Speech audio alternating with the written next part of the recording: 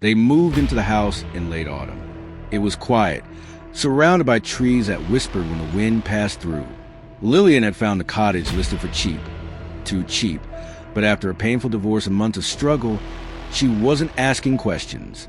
She just wanted peace.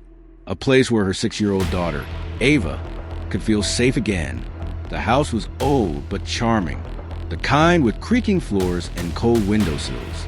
Ava chose the room at the end of the hallway, the one with the tall antique mirror already fixed to the wall.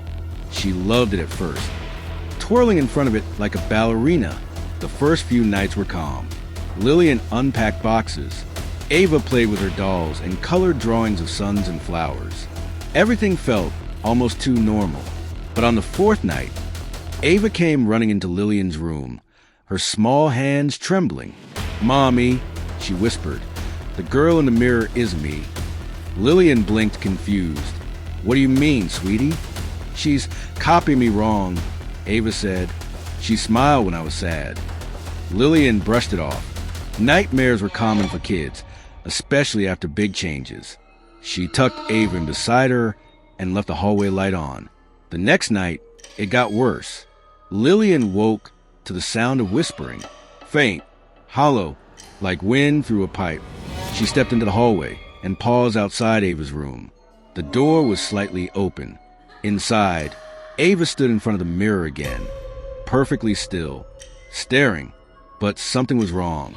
Lillian leaned forward and felt her blood freeze. Ava's reflection was smiling, a wide, unnatural grin, while Ava herself stood there, her lips tight, her eyes scared. And then the reflection waved. Ava didn't. Lillian rushed in, yanked Ava back, and spun the mirror to face the wall. She didn't sleep that night. The next morning, Lillian tried to convince herself it had been a trick of the light. Maybe she was tired. Maybe Ava was playing. But Ava refused to go back into that room. "She watches me when I sleep," Ava whispered. "She taps the mirror when you're not home." Lillian called a local handyman to remove the mirror, but when he came, he said something odd. "There's nothing mounted to that wall," he said. "It's built into the structure, like part of it." That night, Lillian locked Ava's door and let her sleep in her bed. She covered the mirror with a thick sheet and said a prayer, just in case. But around 2 a.m., she woke to a noise. Humming, soft, childlike, coming from the hallway. She stepped out, heart pounding. Ava's bedroom door was wide open. The sheet on the mirror was gone. And Ava was gone too. But in the mirror, she was still there, trapped, banging silently on the glass, her eyes wide with panic, her tiny fist thudding against the inside.